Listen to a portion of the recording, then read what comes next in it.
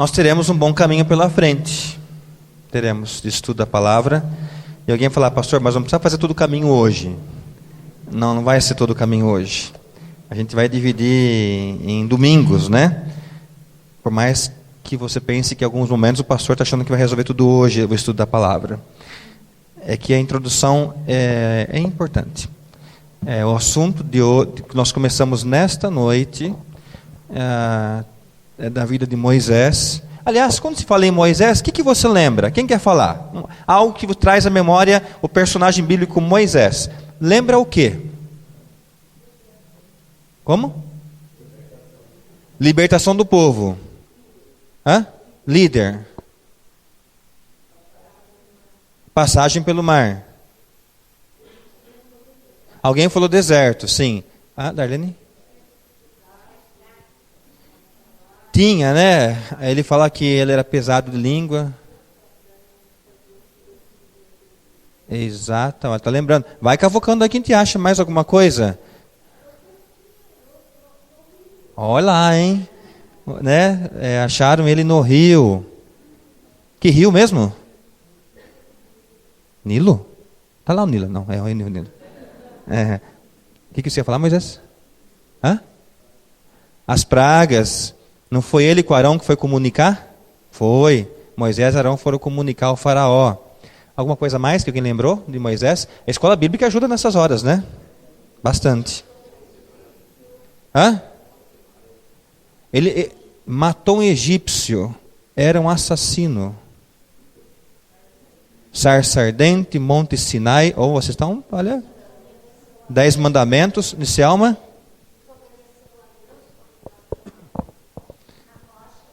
Então, era só falar, falamos isso no domingo, alguns domingos atrás, exato. Não entrou na terra prometida, o tabernáculo. Nossa, vamos terminar a mensagem por aí, porque eu estou contente, viu? O povo, pastor Paulo, olha, tá afinado aí nas informações, né? Vou tentar estudar mais aqui, tem bastante coisa para a gente ver. Que bom que tem várias informações. Nós conhecemos a história de Moisés. Alguém falou assim e quis muito falar e eu cortei? Não, né? Todos falaram. Nós vamos estudar a história de Moisés como um líder que Deus escolheu para tirar o povo do Egito. Sim, essa parte já é bem... Nós conhecemos a história dele com essas informações todas que vocês deram. E tem mais ainda. Aliás, que a Darlene falou, que ele começou não querendo aceitar o chamado de Deus. Aliás, eu andei lendo, ele relutou bastante, né? Ele relutou. E a principal alegação dele era, se fosse hoje, em nossos dias, Moisés, Deus, a mim o Senhor está escolhendo? Povo numeroso no Egito. Deus, vai fazer um teatro sobre isso, viu, gente? Para pensar agora. Eles não vão me ouvir. Nem vão me dar atenção, Deus. Aí Deus insistiu, não, mas olha, eu estou te chamando, e ele falou, eu não sei nem falar direito, a Bíblia traz algumas expressões, trazem pesado de língua, e alguns entendem que ou ele não conseguia falar publicamente, ou ele era gago. Essa é uma hipótese muito provável. Ele era gago, ele começava a falar, ele não saía, ainda mais numa tensão. Foi ele que jogou a vara no chão e ela se transformou em? Na hora que Deus estava chamando, quando falou assim, olha, eu vou te chamar, ele falou assim, mas eu não tenho condições. Essa vara sua joga no chão. Ele jogou. E será que a gente consegue imaginar o rosto de Moisés quando a vara tornou em cobra? Não dá, né? Naquela época não tinha foto. Mas se tivesse. E aquela começou a virar uma serpente. Aquela vara. Foi Moisés, alguém já mencionou, foi Moisés e Arão que se apresentaram a Faraó avisando as 10 pragas, e elas aconteceram. Igreja, hoje a introdução, todas essas partes já são bem conhecidas, e talvez para frente nós vamos tratando delas pouco a pouco. O desafio nosso hoje é construir um cenário histórico. Eu não quero ser pesado com os irmãos, eu vou tentar, vai ter alguns slides. Agora, o desafio, talvez a pergunta para hoje à noite é, onde Moisés surge na história? E William orou, e a frase que ele usou na oração me levou para a mensagem. É o Deus da história. No final, eu creio que no final do nosso estudo de hoje, você pode abraçar a sua Bíblia, trazer junto ao coração, ele diz, eu te louvo porque o Senhor é o Deus da história. O que Charles Swindoll, é o livro que eu estou lendo, que está ajudando no entendimento, ele fala que a história de Moisés, no contexto histórico, é um dos relatos mais fascinantes de toda a história. É essa expressão que ele usa. É um dos relatos mais impressionantes ou fascinantes de toda a história. Então, a pergunta é, qual o momento da história da humanidade que Deus convoca Moisés? E por que convoca ele? Igreja, e por que é importante, eu diria assim, por que é importante esse cenário histórico? Ah, pastor, vai direto para as aplicações, para a teologia. Não, por que é importante o cenário histórico?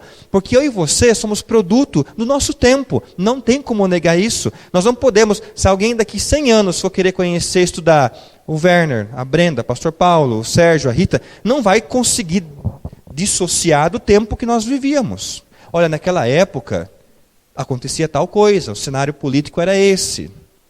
Não tem como separar a minha vida e a sua do tempo que nós estamos vivendo. Não temos, nós somos produto do nosso tempo. Nós não vamos conseguir separar a pessoa da época que ela viveu. Vocês que estudam história sabem muito bem disso. E Moisés tornou-se um homem de Deus numa época de transição histórica. Vamos chegar lá. Mesmo que ele tenha relutado para aceitar, no final ele cedeu, ele aceitou o chamado de Deus. E Deus usou ele como instrumento dele em sua geração.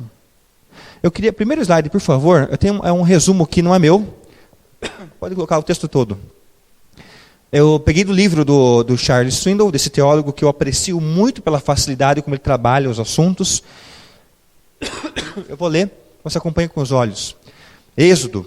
A palavra significa partir, ir embora. E isso descreve certamente o tema principal do segundo livro do Antigo Testamento. Ele registra a saída dos israelitas da terra do Egito, onde haviam vivido por mais de 400 anos. 400 anos.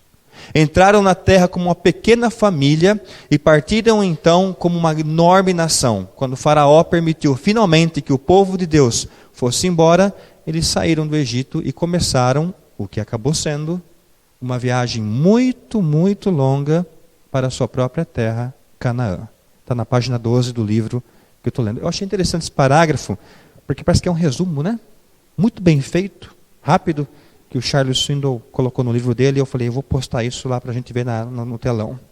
Igreja, pode manter aqui, tá? Por enquanto. Igreja, Êxodo é, na verdade, continuação de Gênesis. Mas, e esse mas é importante, com intervalo, sabe de quantos anos? 300 anos. Entre Gênesis e Êxodo, nós temos um intervalo aproximadamente de 300 anos de história. A história de Êxodo começa onde de Gênesis termina. E essa ligação dos dois livros é o que o próprio autor chama, Charles Swindoll, como eu já disse, de um dos relatos mais impressionantes da história. Nós vamos agora tentar nos empolgar em entender isso. Então, igreja, agora, a partir de agora, é concentração total no que nós leremos, no que será dito. O protagonista, o que é protagonista? Ator principal, o que mais aparece. Dos últimos capítulos de Gênesis, quem que é? José. Coloque o slide, por favor. Próximo slide. José. Aquilo é uma cisterna, as pessoas olhando. Conhecemos a história de José. Eu não vou pedir que vocês saibam de José, porque vai ficar mais 10 minutos falando do que sabe de José. Então deixa essa parte, né? José, ele foi odiado e maltratado pelos irmãos invejosos. Foi levado, quando ainda era um adolescente, como escravo a uma caravana que ia em direção aonde? A gente nunca presta atenção muito nisso, né? Ele foi levado para o Egito, gente. Da onde o povo foi liberto. Qual foi o primeiro hebreu que chegou no Egito? José. Isso tem um fio condutor na história, algo bem interessante, algo bem interessante. Então nós conhecemos a história de José como está ali. Vamos resumir a história de José? Deus honrou esse jovem, não honrou? E como Deus honrou? Vocês conhecem a história. Ele foi bem sucedido na área administrativa, uma espécie de primeiro-ministro do governo do faraó, braço direito do próprio faraó. Igreja, essa eu diria que é uma grande surpresa. José, um ex-escravo, vendido pelos irmãos, humilhado, alcançou muito poder e prestígio. Era o quê? Era um judeu no meio do povo do Egito. Como os pais e os irmãos eram judeus. Mas ele no Egito.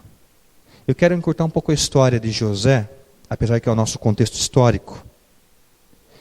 Quem que era pai de José? Jacó. Vamos lá, agora é hora de a gente relembrar algumas coisinhas. Sabia que eu tenho dificuldade com nomes também? Eu tenho. Eu admiro quem grava facilmente. Eu não tenho essa facilidade. Jacó era o seu pai, era o pai de José. E os demais irmãos. Próximo slide, por favor.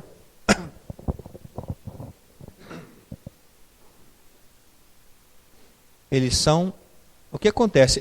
Olha só, eles criaram aquela situação de vender o irmão. O pai não sabia, mas acontece um momento na história. Eles são recebidos no Egito por causa da grande seca e fome que havia em Canaã. Jacó e os outros filhos moravam em Canaã, mas foram dias terríveis, de seca. Eles foram buscar comida onde? No Egito. E quem que estava no Egito? José. E a Bíblia diz, não vai dar para ler tudo, que quando eles foram primeira vez lá no Egito, José reconheceu eles, mas eles não reconheceram José. Os irmãos não reconheceram, provavelmente por causa da roupa, da vestida, da feição. Aliás, achavam que ele tinha sido morto. Tem várias possibilidades. Mas o pai e outros irmãos foram buscar comida no Egito por causa da fome que tinha em Canaã. Essa parte da história começa em Gênesis 42 e vai até o 46. Nós não vamos ler tudo isso, não vai dar, não tem como.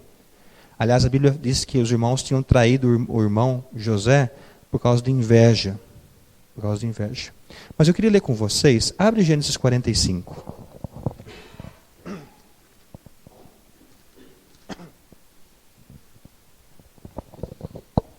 Qual que é o cenário aqui então? José foi traído por inveja, foi vendido, jogaram numa cisterna, depois foi levado embora pelos egípcios. Ele é bem sucedido. Vai pensando nisso, Moisés. Moisés e outros. Esse Moisés aqui, ó. Tem o nome que é o personagem bíblico, né? Vai marcar isso aí. Ele foi vendido. Passam-se alguns anos, e o pai, que aliás nem sabia, porque para o pai foi dada outra história, né? Para Jacó. Mas os irmãos foram buscar comida no Egito.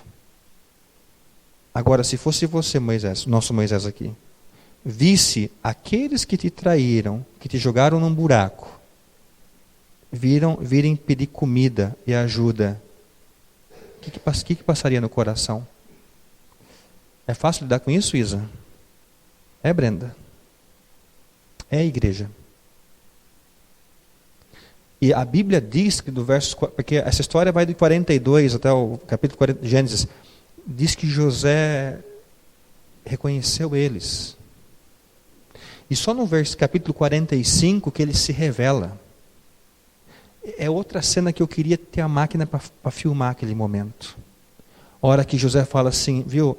Eu que estou dando alimento para vocês, que fui jogado no buraco, que foi vendido, foi entregue para os escravos. A Bíblia diz que eles ficaram estáticos, eles ficaram mudos, maravilhados. Vamos ler um pouco essa história? Nós estamos construindo agora um momento histórico. Gênesis 45, de 1 a 8. Acompanhe na sua Bíblia. José não conseguia mais conter-se diante de todos. Olha só, ele não conseguia mais se segurar. Diante de todos os presentes. Então falou em alta voz. Gênesis 45, tá? Fazei com que todos saiam da minha presença. E ninguém ficou com ele quando se revelou a seus irmãos. Dá para imaginar essa cena? Sai todo mundo, ficam só eles aqui. Um olha para o outro, ninguém entende nada que está acontecendo, né? Os irmãos não sabiam que era ele. Parece cena de filme, né? Vamos continuar? Verso 2. E levantou a voz em choro. de maneira que os egípcios o ouviram, bem como a casa do faraó. Ele não chorou baixo, não. Quanta coisa guardada no coração. 3. Então José disse a seus irmãos: eu sou José, meu pai ainda vive? E os seus irmãos não conseguiam responder-lhe, porque estavam o quê? A minha versão traz a palavra perplexos. O que traz na sua? Apasmados. Eu sou José. Verso 4. E José disse mais a seus irmãos: aproximai-vos. E você acha que foi tão fácil? Não foi, não. E eles se aproximaram, então prosseguiu: eu sou José, vosso irmão, a quem vocês venderam para o Egito. Verso 5. Agora não vos entristeçais, nem guardeis remorso por me terdes vendido para cá, pois foi para preservar vidas que Deus me enviou adiante de vós. Porque já houve 2 anos de fome na terra, e ainda restam 5 anos, sem lavoura, sem colheita. Deus enviou-me adiante de vós, para vos conservar descendência na terra, e para vos preservar a vida com um grande livramento. Assim, não foste vós que me enviaste para cá, mas sim Deus, que me colocou como pai, ou conselheiro de Faraó. Quem tem tradução diferente? Está pai? Ministro.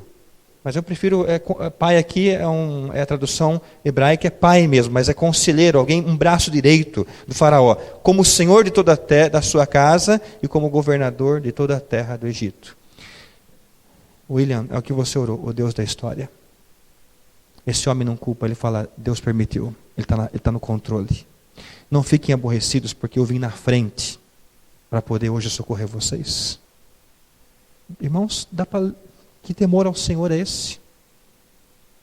Porque talvez por mágoa no coração ele vai embora, morram de fome, olha o que vocês fizeram comigo. Talvez eu e você pensaríamos assim. Esse homem tem um temor ao Senhor de tal forma que ele fala: olha, eu só estou entendendo o que aconteceu pelo propósito soberano do Senhor. E se eu estou aqui hoje, foi para preservar vidas como as de vocês. Deus me enviou, esse verso 7, Deus me enviou adiante de vocês, para me conservar a descendência na terra. Eu tenho um propósito aqui no Egito. Eu tenho um propósito. Igreja, verso 15 agora. José fez o que com seus irmãos? Beijou os seus irmãos. Que mais fazendo? Chorando sobre eles. Somente depois disso, os seus irmãos falaram com ele: mas não tinha voz mesmo, né? Está tudo paralisado. Está em choque aqui a situação. O texto é um texto de choque. Verso 16, 17 e 18 ainda. Essa notícia foi ouvida na casa do faraó. Os irmãos de José chegaram. E isso agradou o faraó e seus servos. E o faraó ordenou a José: diz a teus irmãos que façam assim: carregai os vossos animais e parti. Animais de quem? Animais de José, lá no Egito. Voltem à terra de Canaã. Verso 18. Tomai o vosso pai, ou seja, quem? Jacó. E as vossas famílias, e venham até mim. Eu vos darei o melhor da terra do Egito, e comereis da fartura da terra. Gente, faraó bonzinho. É isso mesmo. A nossa ideia, quando nós lemos do Egito, nós colocamos o faraó como demônio, né? Mas não é outra coisa, não é o mesmo, tá? Lembra, 300 anos? Esse é um faraó. O das pragas é outro. É outro, isso é importante. O faraó falou para José: José, a situação está feia em Canaã, traz todo mundo para cá. Olha, pega até uns animais que você tem, que nós temos aqui, e vai lá buscar. Busca o pai, busca os irmãos, busca todo mundo. Traz todo, e eu vou separar para eles aqui no Egito um bom pedaço de terra. Um bom pedaço de terra. Igreja, eu quero só tirar não é nem a hora de a gente trabalhar com lições, mas eu não me contive. Então no meu esboço eu coloquei uma lição para nós aqui. Porque eu gosto de deixar as lições para o final, mas agora vamos entrar com uma lição. O que mais chama a nossa atenção foi que José não mostrou ressentimento em relação aos irmãos. Concordam comigo? Não há ressentimento aqui. Os irmãos que haviam odiado ele, que haviam prejudicado ele, é como se José chamasse os irmãos e dissesse o seguinte: gente, vem cá. Olha, não se preocupem, fiquem em paz. Está tudo bem, gente, calma. Venham para cá que eu vou cuidar de vocês e da família de vocês. Agora, Brenda, dorme com isso. Igreja, dorme com essa mensagem. Mas nós lá... Esquece o passado. Mas vem, traz todo mundo, eu vou cuidar de vocês. Aqui tem comida ainda, a gente consegue separar um pedaço de terra, vamos recomeçar a vida aqui. Igreja, de verdade, eu creio que só o temor ao Senhor pode proporcionar isso. Concordam? Só o temor ao Senhor pode fazer isso com alguém que foi tão prejudicado. Eles chegaram no Egito e o Charles Swindoll fala que era um grupo pequeno, provavelmente caberia em 2 ônibus. Não tinha ônibus na época, lógico. Mas vamos falar, as mulheres, os filhos, provavelmente caberia em 2 ônibus. Então, a princípio, não era muita gente que estava indo para o Egito. Eram poucos. E deixa eu te perguntar, estamos indo bem até aqui? Tranquilo? Está dando para acompanhar o raciocínio, esse desenrolar da história? Isso é importante. Eu acho que deu para a gente acompanhar a história. Agora estamos saindo praticamente de Gênesis e vamos entrar em Êxodo. Só antes é Gênesis 50, verso 21. Alguém leia, por favor? Eu vou tomar uma água aqui. Gênesis 50, verso 21. Só para confirmar como José tratou bem os irmãos dele.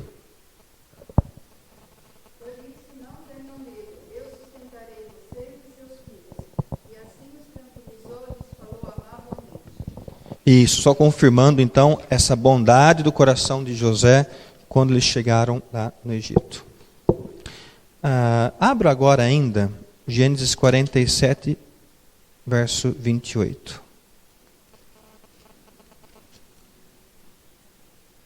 Alguém lê, por favor?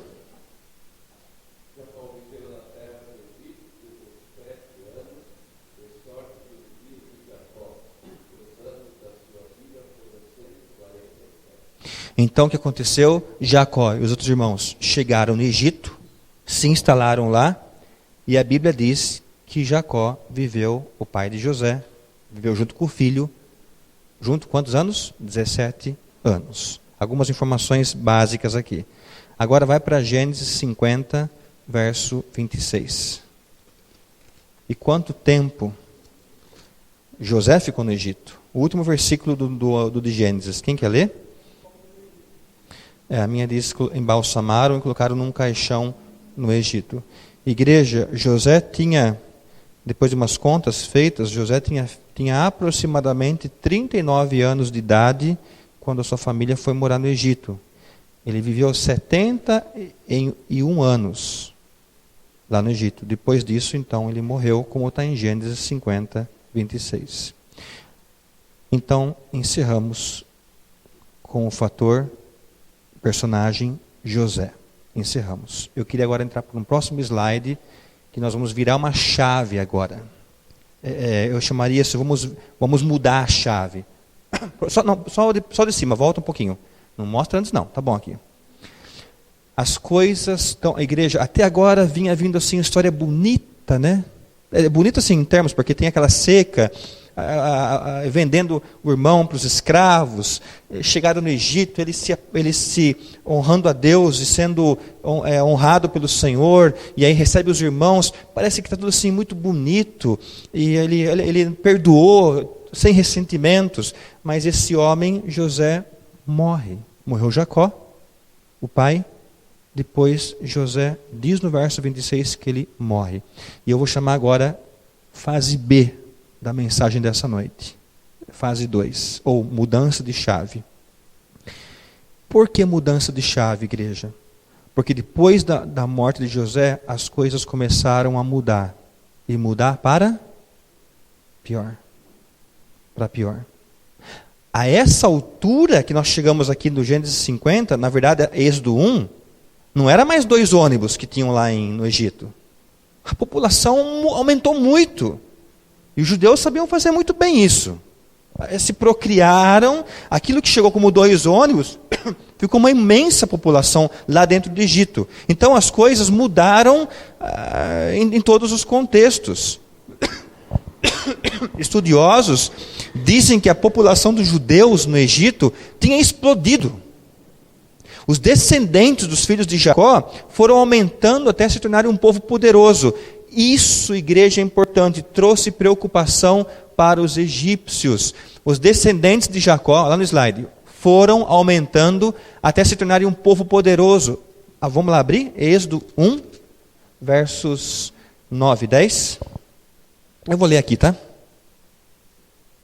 E disse ao seu povo, o povo, isso é o faraó, tá? Um outro faraó.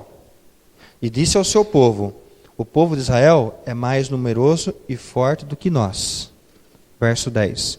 Vamos agir com astúcia, para que não se multiplique, aconteça que, em caso de guerra, una-se aos nossos inimigos, lute contra nós e vá embora dessa terra. Qual que era o ressentimento do faraó? Ele estava ficando com medo. Esses são judeus? Chamou o secretário assim, faz um censo. Quantos judeus tem aqui? Já estão perto de 1 milhão. E nós, egípcios, somos como? Somos quantos? 500 mil. Opa! Vamos resolver essa questão. Nós estamos ficando em menor número. A hora que eles se rebelarem, não vai dar certo isso. Igreja, isso trouxe preocupação para o faraó. O aumento dos judeus no Egito. Começou com um homem. Com quem? José. Levou a sua família. Eles foram aumentando, aumentando e aumentando. Igreja, algo importante nessa mudança de chave. Uma vez que José não estava mais vivo para falar pelos judeus, os egípcios começaram a olhar para os judeus com um olhar desconfiado. E um dos motivos é esse. Estão se tornando uma nação mais poderosa do que nós. Outro motivo, próxima linha, por favor. Ajuda eu, Elidiane. Isso, tira de baixo. Isso. Chegou um novo faraó, um novo rei. Está no verso 8. Vamos ver o verso 8. Êxodo 1:8. Como que está aí? Então um novo rei, um novo faraó, que não havia, essa frase é importante, que não havia conhecido José, levantou-se sobre o Egito. Então, outro problema. Além deles falarem assim, olha, a população está ficando muito grande, daqueles que não são dos nossos. E um outro, porém, José, quem que foi José? Gente, 400 anos se passaram, 300 anos se passaram. José já não era mais lembrado. Talvez estava lá algum escrito num porão lá, que ninguém sabia mais onde que estava da história de José. Então, essas coisas foram contribuindo para que esse cenário mudasse. Depois da morte de José e do faraó que havia promovido ele, na época de José, que eles eram amigos, o novo faraó veio a reinar. Aliás, igreja, ele governou algum tempo, depois entregou a coroa para um outro que o sucedeu, que é esse de Êxodo 1. Então pense que já é o terceiro faraó desde a época de José. Então perdeu-se informação, perdeu-se história e talvez algum faraó não se preocupou tanto quem era José, quem foi, quem não foi. Se ajudou a gente no Egito, se não ajudou, não estavam mais preocupados com isso. Então finalmente, depois de vários séculos, o nome de José tornou-se praticamente o quê? Esquecido. Esquecido. Nós estamos aí costurando a história agora, tá bom? Então esse novo faraó desprezava a população judaica que estava crescendo rapidamente. Então eles pareciam representar uma ameaça, não mais um povo abençoador. Eles são uma ameaça. Então as coisas mudaram. Próxima linha agora, por favor, Lidiane. O que começou a acontecer? Eles estão se procriando bastante. Eu tenho uma ideia, chamou o secretário lá. Vamos dar trabalho forçado para eles. Porque daí eles não vão ter tanto mais filhos, e sem ter trabalho forçado, vão estar cansados, enfim, vamos agora nos impor sobre eles. Para a gente não ser mais tão bonzinho assim, não.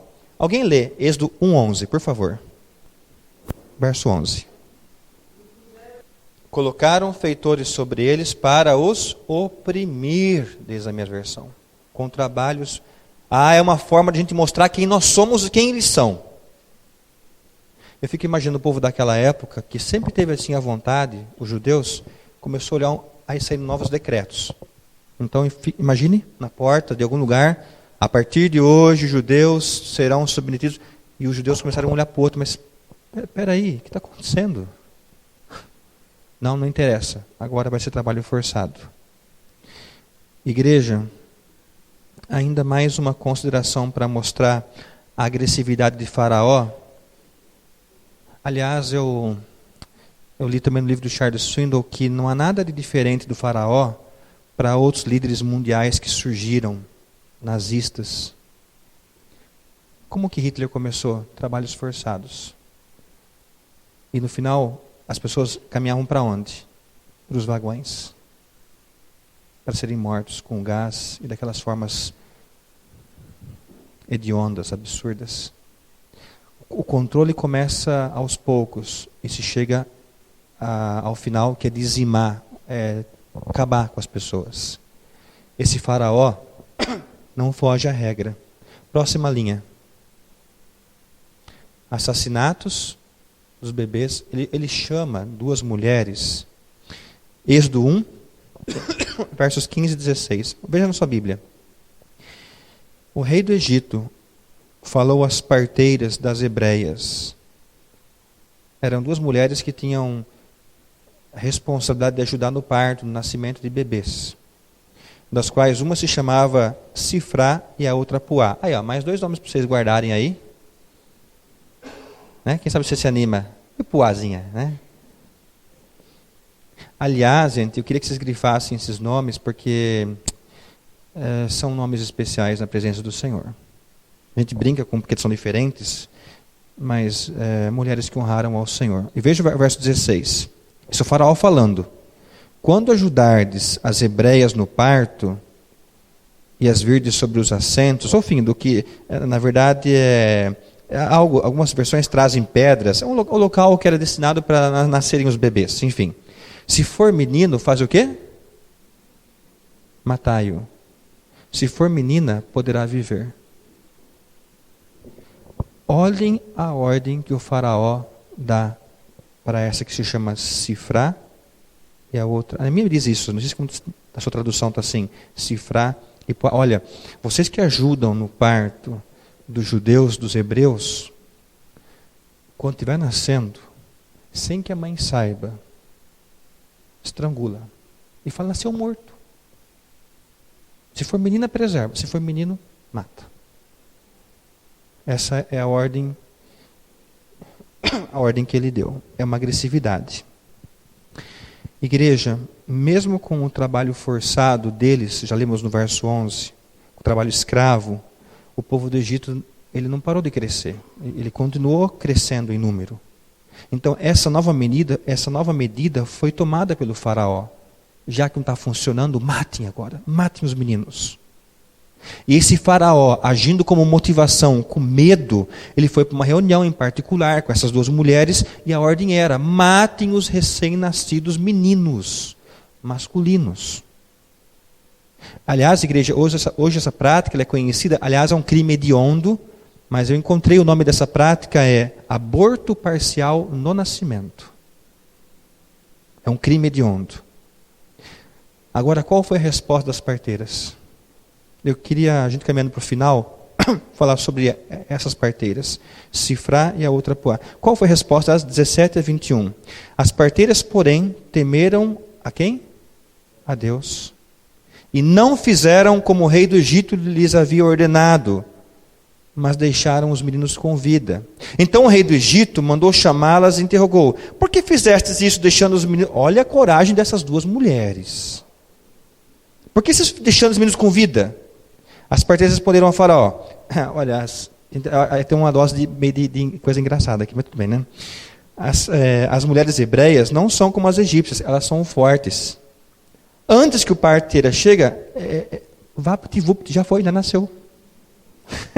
É isso, igreja. Olha, a gente chega lá e já sabe que está com vida, aí não pode fazer mais nada.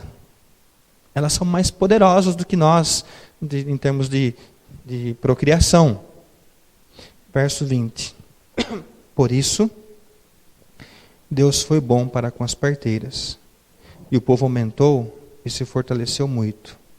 Como as parteiras temeram a Deus, Ele permitiu que tivessem suas próprias famílias. É assim que está o verso 21 na sua Bíblia? Tem alguém que tem tradução diferente?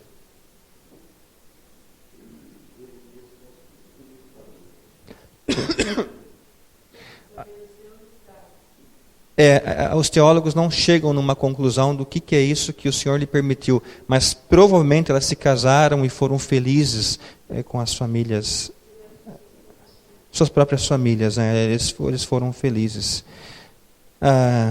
Igreja, eu até poderia terminar por aqui hoje, temos mais um pouquinho ainda. Essas mulheres temiam mais a Deus do que a realeza. Não foi ninguém falar com elas a não ser o faraó. E eu falei assim, de uma forma...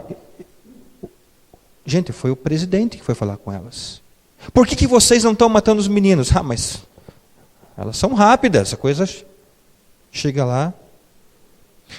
Quando nós descobrimos que as crianças estão para nascer, já nasceram. E para mim o faraó, ele era aquele que não sabia muito da rotina das mulheres, né? Sabe aquela situação de que, pai, você quer assistir o parto? Eu sou um que não vou.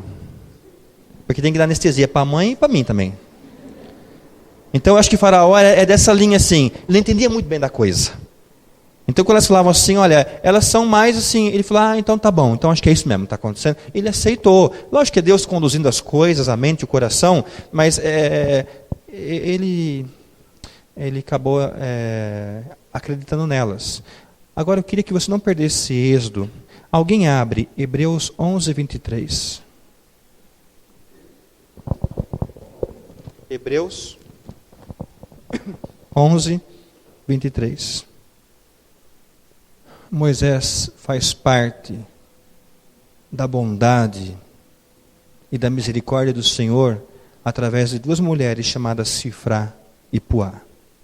Ele é mais um que nasceu e elas falaram para o faraó, não deu tempo. A gente chegou, já aconteceu.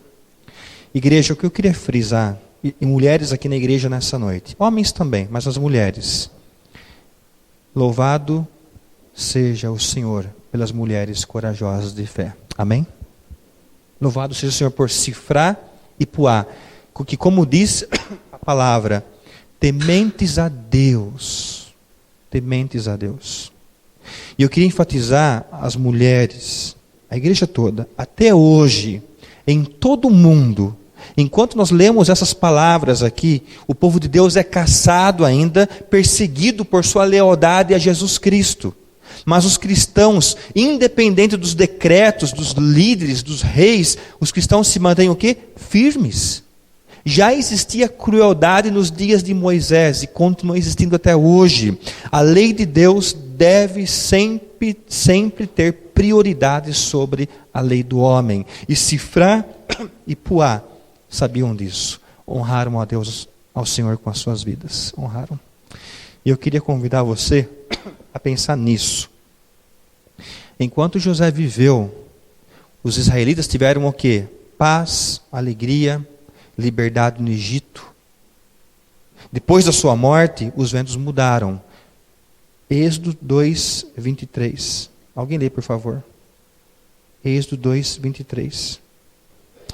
Parece que José deixou uma herança de temor ao Senhor, não foi? Além de deixar terra, comida lá no Egito, o que é nítido que José, na sua época, na sua geração, deixou a herança de temor a Deus. Isso é claro aqui, porque diz o que Loida leu, o clamor por causa da opressão que estavam vivendo, o clamor por causa da escravidão subiu a Deus.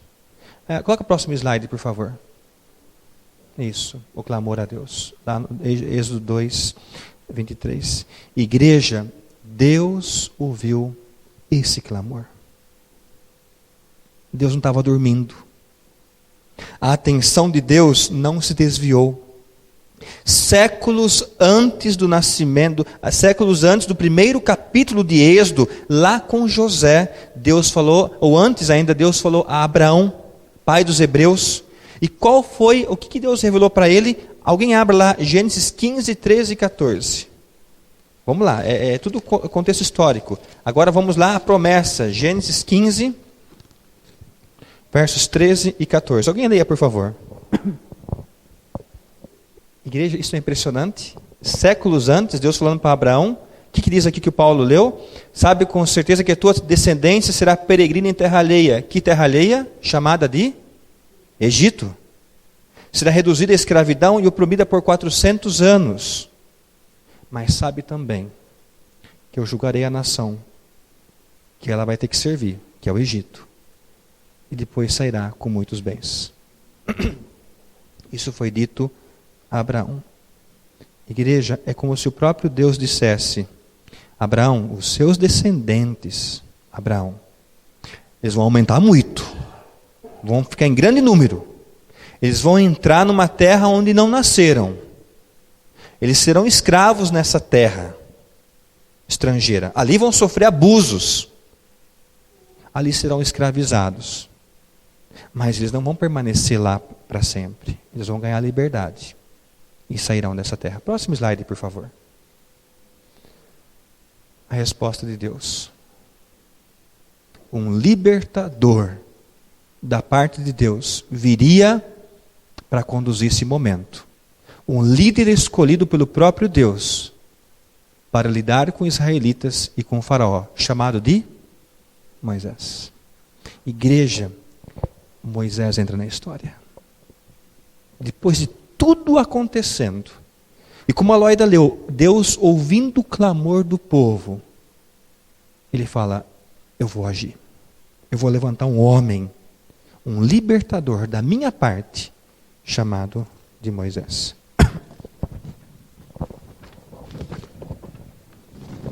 Eu quero agora me dirigir ao final. Não sei se você está falando assim, levou um tempinho hoje, eu sabia que ia demorar um pouco, só não quis falar isso antes, tá? Igreja, até agora nós tivemos uma exposição panorâmica do que nós vamos ver pela frente. Está dando para acompanhar? Tá? A história, os acontecimentos.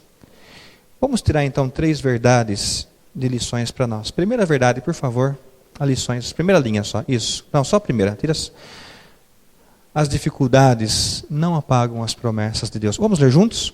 As dificuldades não apagam as promessas de Deus. Igreja, essas pessoas passaram por terríveis problemas, mas Deus prometeu que viria um libertador.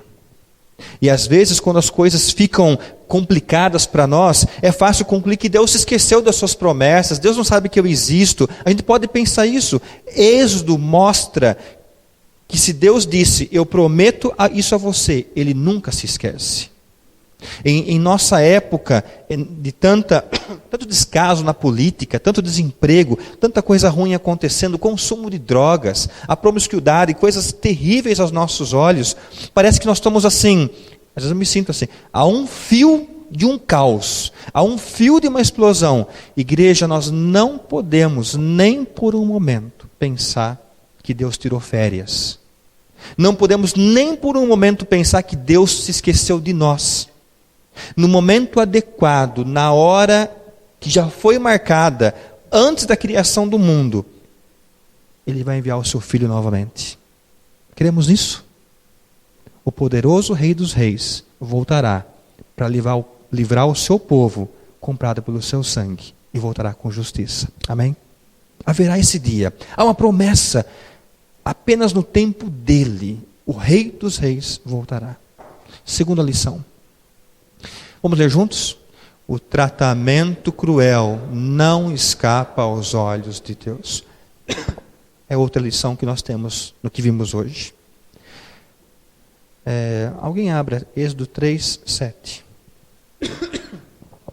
Leia, por favor. Êxodo 3, 7. Esse finalzinho você pode grifar. Eu sei quanto eles estão sofrendo. Ah, mas eu sei. O final do verso 7, a minha Bíblia diz: conheço os seus sofrimentos. Esse é o Deus a quem nós pertencemos. Ele conhece as nossas dores. Igreja, provações pesadas não diminuem o interesse de Deus. Não, o tratamento cruel não escapa aos olhos de Deus. E às vezes eu e você podemos ser tentados a pensar que Deus não nota os momentos e as minhas provas de aflições. Tantas vezes são cruéis, aquilo que estou passando é tão cruel, o Senhor não está atento a isso. E é possível que alguém até fique desanimado com Deus, magoado com Deus, e comece a pensar que Deus não está ciente das minhas lutas. Igreja, essa é uma mentira do diabo, não creia nisso. Não, senão nós vamos lá para Salmo 73. Não acredite nas mentiras de Satanás. Deus sempre sabe o que acontece. O livramento dele pode não chegar de acordo com o seu horário, com a sua data, ou da maneira que você espera, mas chegará na melhor hora, na hora certa e da forma dele. Virá. E a terceira e última lição. Vamos ler juntos? Provações pesadas não diminuem o interesse de Deus. Por mais difíceis que sejam as nossas provas, elas nunca estarão acima dos propósitos do Senhor. Nunca. Não foi, igreja, não foi por acidente que nós nascemos nesse momento da história. Não foi, creia nisso. Não foi por acidente que nascemos nesse país. Não foi. Não foi por acidente que o povo da Letônia veio para cá. Não foi. Deus tem um propósito. Deus está buscando um homem ou uma mulher que obedeça ao seu propósito e aproveite para glorificar o nome dele. Para glorificar.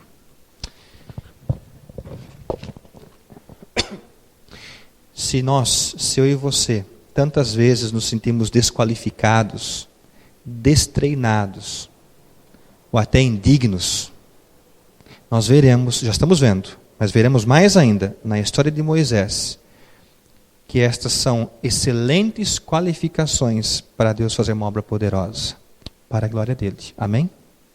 O homem que se sentiu desqualificado, despreparado, sem condições, o homem que matou um outro, era um assassino, Deus disse: você é o qualificado para mim. Você é o qualificado.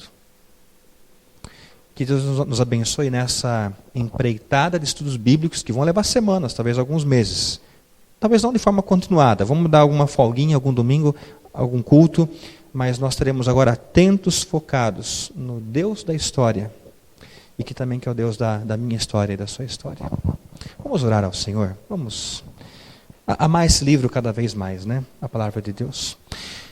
Senhor Deus, nós nos curvamos perante o Senhor. E nós nos sensibilizamos em saber da história dessas duas mulheres, Sifrá e Puá, que não se curvaram perante o faraó. Mulheres de fé, íntegras. E que o Senhor assim desperte mulheres em nossa igreja, homens também. Que não se curvem perante as provações na faculdade e na escola. As tentações quando vêm, ou imposições. Que acima de tudo haja o temor ao Senhor. Temor ao Senhor. Em meio às lutas, às dificuldades que temos, Tu és Deus, és soberano. Que as nossas angústias, as nossas lutas, sejam acalmadas, diminuídas pelos eternos propósitos do Senhor, pela Tua soberania. Perdoa-nos, ó Deus, pela falta de fé.